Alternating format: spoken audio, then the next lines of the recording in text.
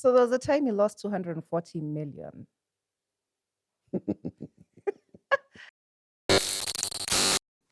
Explain, is this like 240 million that you had or that was about to come to you? Like what was the circumstance?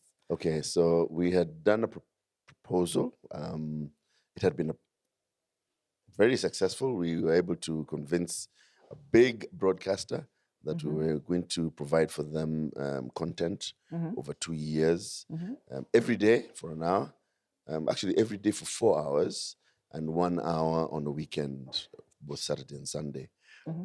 So if you looked at the value of that entire contract, it was going to be that juicy amount you've just mentioned. Well, let me tell you something. If I'm looking at 240 million, I can see it over here, and then it walks away. I don't know what I would do with myself. So Yeah, well, I stayed home for a week. Actually, it was about almost 2 weeks, but my wife kicked me out of of the bedroom. okay, Yeah. why? What happened? Why did she kick you out? What were you going through? Yeah, no, I don't know whether, is it depression? Would you call that depression when you just don't want to do anything, you don't face the world? Everything has caved around you.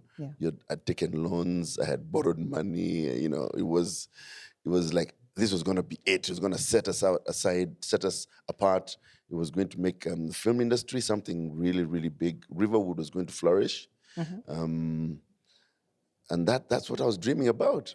So it just came crumbling. And in one day, there was one announcement that was made that, oh, we're closing the station. And that was it. And that was the end of it. That was the end of that dream. Aki pole sana, lakini that is the way that entrepreneurship goes. I mean, what to do? Someone should have given me a dose of I don't know what. Okay, but before we get there, I just want to introduce you. Ladies and gentlemen, welcome to The Failure Effect. Today, we're here with renowned TV producer Mwaniki Mageria. You would already know him from his cooking show called Foods of Kenya, right? Which I'm sure we all watch, right? He has apparently also been involved in the production for the Real Housewives of Nairobi, a really, really popular show these days. But I'm going to let him tell us more about himself as we explore the background to the loss of this 240 million. Like, what is this business that you are involved in, and how did you get into it in the first place? Okay, that's a very good question. It's a passion question. So one of the things that I was doing, well, ever since I was a kid, I wanted to be in showbiz. And when now I started doing events as my company with Balozi, I knew that was not exactly what I really wanted to do. Excuse me. I wanted to be more in showbiz rather than just organizing events. So when we got a bit of cash, I said, okay, let's start doing some films. We did some films and we started promoting them. And then I went to the Kenya Film Commission. At the time, Washira Waroro was the CEO. Or the commissioner. I told him, you should be called commissioner. Right. If you had a commission, you should be a commissioner. Yes. That was a lot of fun. So he said, why you? And there were small movies like Backlash. Okay, not so small. Mary, what was her name? Okay, there was Backlash. There was Mary Megwe. There was small movies by this bearded brother of mine. What is his name? Kajitan Boy. Yes. So I was helping them promote because I was in sponsorship and marketing, and they were producing films. So now I tried together with my own films to try and promote them, make sure they go into the cinemas, making sure that they're seen on TV. So we worked with both Kajitan and Mary Megwe, and then I went to KFC and told him, help us promote these local movies. Told me, why are you doing small movies? Do you know that guy is in Riverwood doing stuff? What? Yeah, go to Riverwood and see what's going on. So, I was young, I was excited, so I went. I was in my 30s at the time. So I decided, okay, let me go. So I went into Riverwood, I just walked in, I looked around, I couldn't put head hotel. I tried to I met Nduti once, quite an interesting character. Right. If you've been born and bred in the leafy suburbs, he was not quite. He was. And you grew up in the leafy suburbs? I grew up in the leafy suburbs. Yeah. We will come to that in a bit, but carry on. So I thought, hey, this place, this is the streets, this is wild. I can't handle this. Thankfully, one of the filmmakers that I was working with, he was very, very active. He's called Moses. Moses is just an incredible young man who just wanted to do a lot. So he told me, I can help you to get into this place. So I said, who is in Riverwood that I can deal with? Someone I can meet, and talk with. And he told me, oh, there's a guy called Ken Wakoraya. So I met Ken Wakoraya, and he told me, let me take you to Riverwood. So he took me to a place called Simba Center. Okay. What is that? Simba Center, let me tell you something. In the 1990s, 2000s, and 2010s, that was the heart of entertainment in Eastern Central Africa. Okay. All music, all DVD, that time it was VCDs, all VCDs were coming and being distributed from there to Dar es Salaam, to Malawi, to Zambia, to Congo, everything was being done in Simba Center. Can you believe this? No, It was mind-boggling. Yeah. So you go there and you find guys coming there. Someone is buying 10,000 copies. Another guy is buying 5,000 copies. And guys are just walking in, buying of VCDs. I'm like, oh my goodness, there's an industry over here. Yeah. And Wakoraya told me, okay, so this is the guy who I met two other guys. I forget their names now, but really, you could tell. You just look at them, you could tell money was behind them. Right. This is Riverwood. Actually, those guys are richer than uptown, leafy suburb people, These guys introduced me to producers, or shall I call them filmmakers or artists, who were doing crazy stuff. There was Warigia, a lady who she was head of Kikuyu Entertainment. There was Kihenjo. There was Mashangi. I'm sure these names you've heard before. There was Eshuya in Luyaland. There was Chondomelo. No, Kimondolo in Mukambani. It was just, they were doing crazy stuff. Where were they distributing their content though? Because I'm pretty sure you have like a guy who, quote unquote, what people would call, this is, I said, a pirate. His job basically is you bring in the master, he gives you a lump sum, then he produces the copies that people are demanding. Okay. So because he has the muscle, so he just pays you. He tells you, okay, Ashika 2 million, when and Zako. When I've reached an amount that reaches 2 million, I will call you and I'll send you more money. Okay. So you trust him, sort of, to give you, if it goes beyond that. But basically, it was swings and roundabouts. You give and take. You bring your master, he makes a copy, gives you a big figure, you go home, and now you try and make another master. Okay. And in the meantime, people like Kehenjo and others were still going to shall I call them bars, to clubs, and doing their live performances. Okay. And after the live performances, they would sell the DVDs. Okay. Not DVDs, they were VCDs. VCDs. So the VCD era was very lucrative for Riverwood. And that's when I arrived there, when VCD was just picking up. So, it's like Washira knew this. And I was like, my eyes were wide open. So I said, you know what? This content is just being distributed on VCD. Let's get this on national TV, because my background was in contact with broadcasters. I had done stuff. I was actually on Capital FM as a broadcaster myself, as a presenter. So I understood the broadcast industry, and I knew a lot of people in the broadcast industry. So I went around and decided, let me talk to KTN. KTN told me, Ati, you want to do what? I want to bring these movies, we talk about Kenyan stuff. Nigeria was really growing, it was booming at that time. We're just getting those funny movies, with Juju and all that. Yes, that was the time when that was booming. So I went and told them, you guys, let's do something, why are we just doing Nigerian? Let's do Kenyan. And I said, these things of yours, they've got the granulated, you can, the funny pixelations, the content is not that. No. Not KTN. Yeah. I went to NTV. NTV told me, talk to us next year, maybe. So, and then I went to KBC. KBC were interested, but it takes a long time for government to turn around and start, So that took a long time. Okay. So I was impatient. At that particular point in time, KBC had a station called Metro. Yes. A TV station called Metro TV. Then Kwaku of Radio Africa, bought it off them. Okay. And he was looking at getting content. So I'd been talking to KBC through Metro, and they said, "Oh, by the way, we sold Metro to this guy. Go and talk to him." So I didn't know him, but I'm friends with Kiprono Kitonyi. So I told Kiprono, "Can you introduce me to Patrick?" And Kiprono at this time was... Kiprono is the chairman of Radio Africa. So he told me, "Oh, yeah, no problem." So I went and had a coffee with Patrick, and I told him, "You know what? It's time we start doing Kenyan stuff. Since you have a station called Metro, and I was going to do this deal with KBC, why don't you continue taking this deal?" Yeah. He said, "Okay, are you sure there's enough content to run onto the station? Because we want to have consistency and continuity." I told him, "Yeah, well," excuse me again. He said, "Yeah." I said, "Well, I think so." He told me, "Okay, go and do research." So he actually financed the research. And I sent Moses around the country to go and get me content, proof that there's content out there. He came back to me with like hundreds of VCDs from everywhere. From Isibania, from Inkisiland. Where are people watching this? They were watching local content. Okay. It's incredible. Okay. Yeah. I mean, he went all over and came back with about hundreds of VCDs. And I told him, I think there were about 200 and something. I can't remember the correct figure. But there was content out there. And I said, once we start, guys will continue creating. This is not it.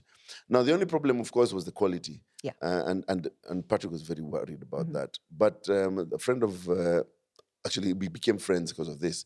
Brongo Yukunda, who actually was one of the first people to start KTN, was consulting for this new station, which they decided to call Kiss TV. Yeah. And he said, "You know what? The quality will improve as long as you keep the consistency going." So he convinced Patrick, and Patrick said, "Okay, let's take a gamble." So we signed a deal for 1 year, 1 hour, every day. Wow. Every day. So that's 500, that's every day. That's how many? 365 hours of content that I had.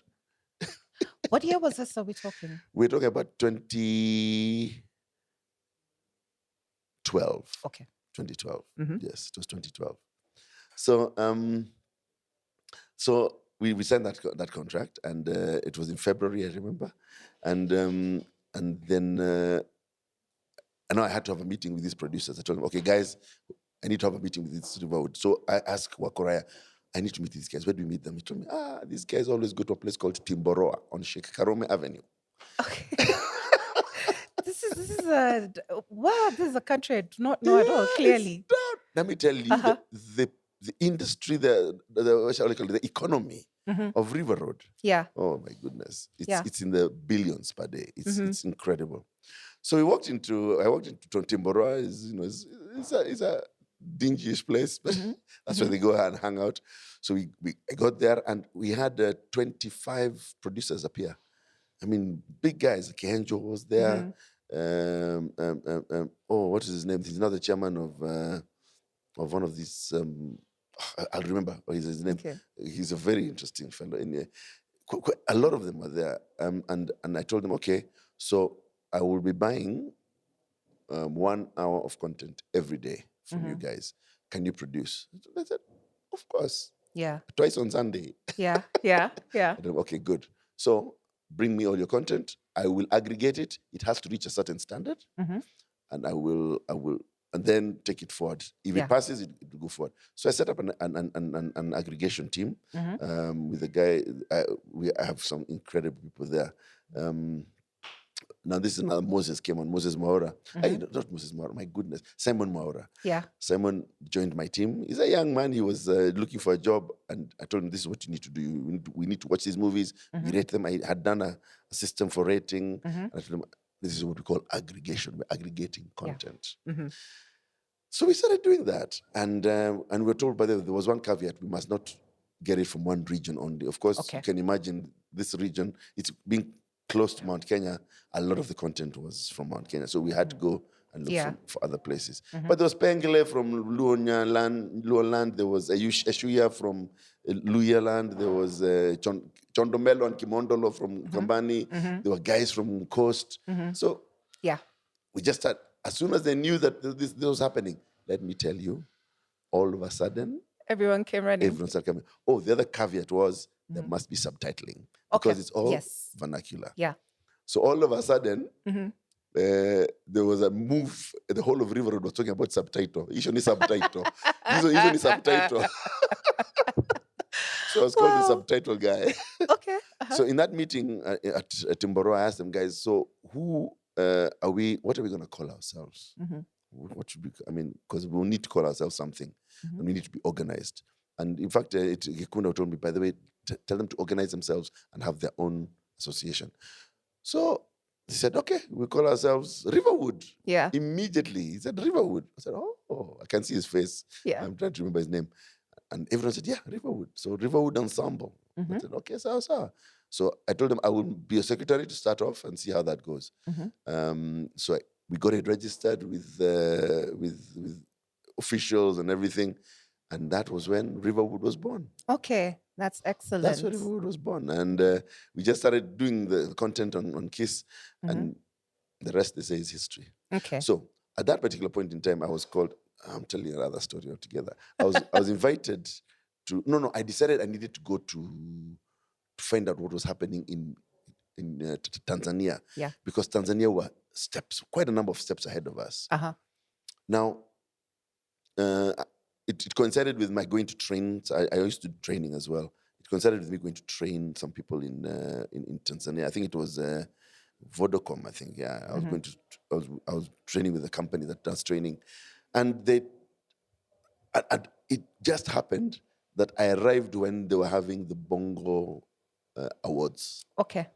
Bongo Wood Awards. Actually, they call them the Bongo Wood. Yes, Bongo Wood Awards. Right. Bongo, of course, coming from the bongo music. And so Tanzania decided Bongo is their name. So we had Riverwood in Kenya and Bongo Wood. So I went and met the owners of Step Entertainment. Steps Entertainment were the guys who were buying content. There were two. There was Kilimanjaro and Steps. Okay. Was it Kilimanjaro? Yes, I think it was Kilimanjaro. Or it's another name. Anyway, two big entertainment families that were buying content from local producers. Yeah. Branding it and selling it across Tanzania. They were doing, I kid you not, they were doing millions of copies. Wow. I went to the Steps office.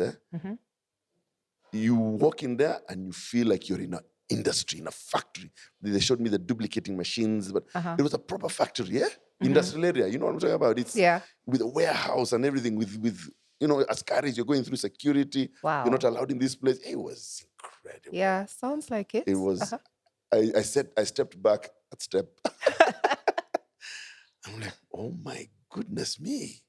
These guys are ahead of us like 100 times, Anyway, so I went for the awards. I was sitting next to big girls, big people like Petra, that lady with the beautiful woman. I can't remember her name. How can I forget?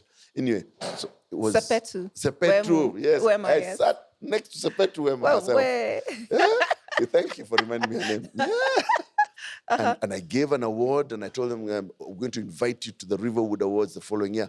And believe it or not, in 2014, we held our first Riverwood Awards. Yes. It was, that was 2013. Yeah, that was 2013. Okay. So I invited them the following year, which was 2014, and we had our first Riverwood Awards. And I suppose all of this is what led up to the television deal that then fell apart because all of your activity. Yes, because now we're building, we're building capacity. We're looking credible because we're doing this continuously.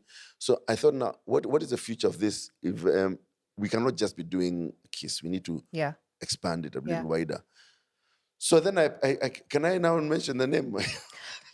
Maybe not. Possibly, I don't think so. Let's keep it safe. So I went to another broadcaster. Yes, exactly. And told them, let's continue this. Let's continue this thing. And the thing is, I've proven that there's content. I have proven that we're able to aggregate it. I've proven that we're able to continue to make it grow. But at this point, we're even being invited to South Africa. We're being invited to Nigeria. Yeah. I mean, everyone was paying attention to this Riverwood thing that was growing. So this, do as a contract, a proposal. I did a proposal for the acquisition manager. It went to the production. Is it called the production manager? Yeah, because I think the production manager. It went to the CEO. Yeah. It was approved, and the lawyers now actually drafted a contract. Yeah. Yeah. and we were going to give them 4 hours of content Mm-hmm. every day, every Mhm. weekday, Mhm. and 1 hour on weekends. Okay. And we had a space for it, and we was going to call it the Riverwood. I can't remember what it was.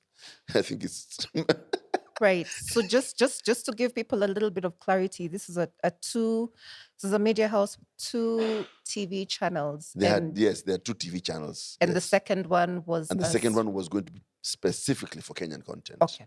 Right. Or African content, shall I Yeah. say? Because they were going to put music, they were going to put, and I was taking care of the documentary and movie Okay. side of things. Mhm.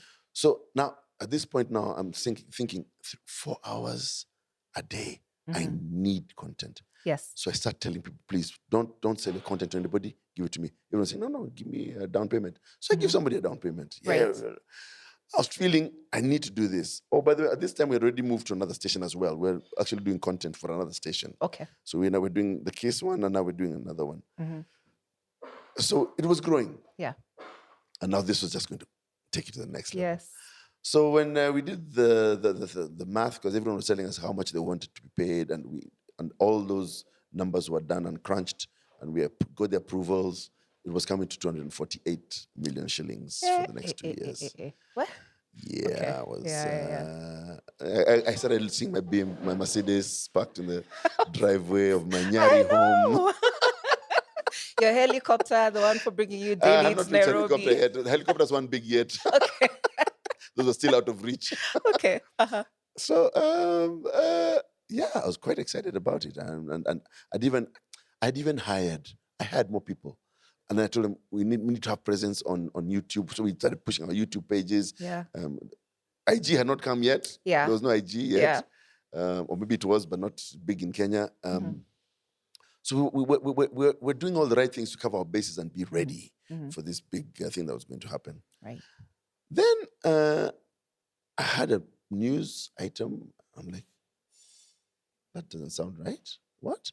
They say, yeah, they've decided they're going to close this station, both the radio and the TV. I said, that doesn't sound right. I had it was on news. Yeah. In mid-afternoon. I can't remember what time it was.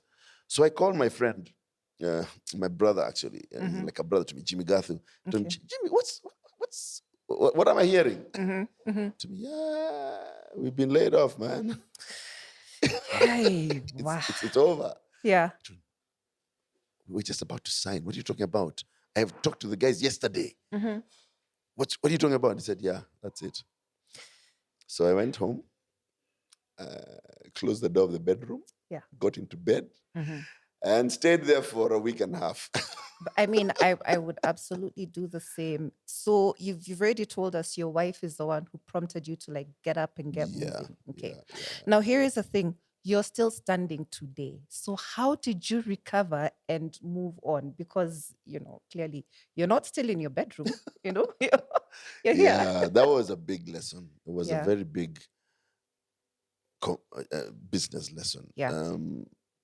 I don't know. Okay, first and foremost, I thank God for very strong Christian upbringing, very strong spiritual upbringing. Let me not say Christian, because it's about connecting with God, the supreme being, realizing that you're a small pawn on a table of lots of things happening. Yeah. A lot happening. It's not about you. Yeah. It's not just about you.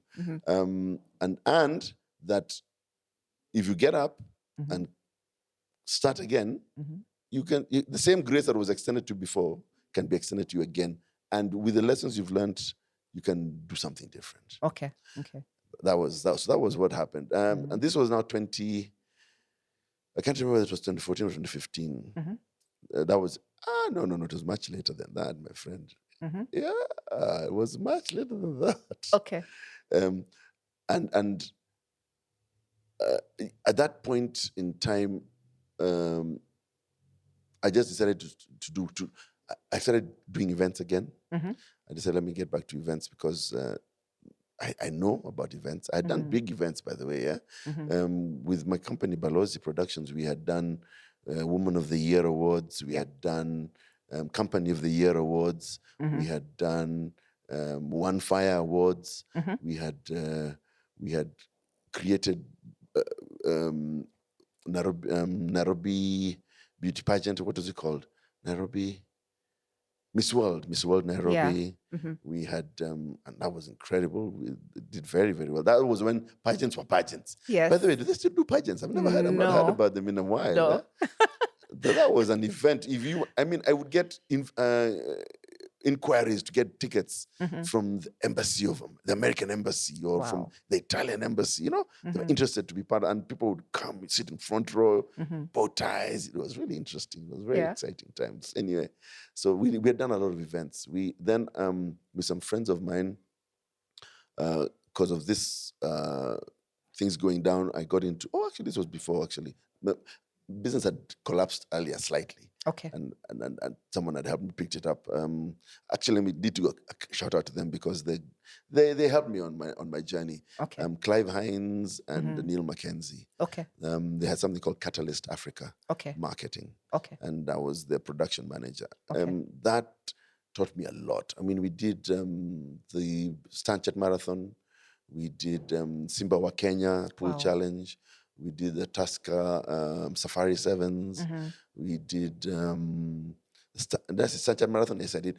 And the Smirnoff Air Show, Nairobi Air Show. Oh wow! Yeah, with those when they had the biplanes that came, the Smirnoff biplanes from South Africa, and they were doing all those. That was us. That was quite exciting. Right. It gave me a lot of confidence to be able to move on, and that's when I did the second phase of Riverwood. Okay. Yeah, so that was very exciting times. Very exciting times. All right. So we will be right back with more of this interview because we're just about to delve into Balozi Productions, which was your first business, I believe. Yeah, it was my first business. Right. And why it's not up and running right now.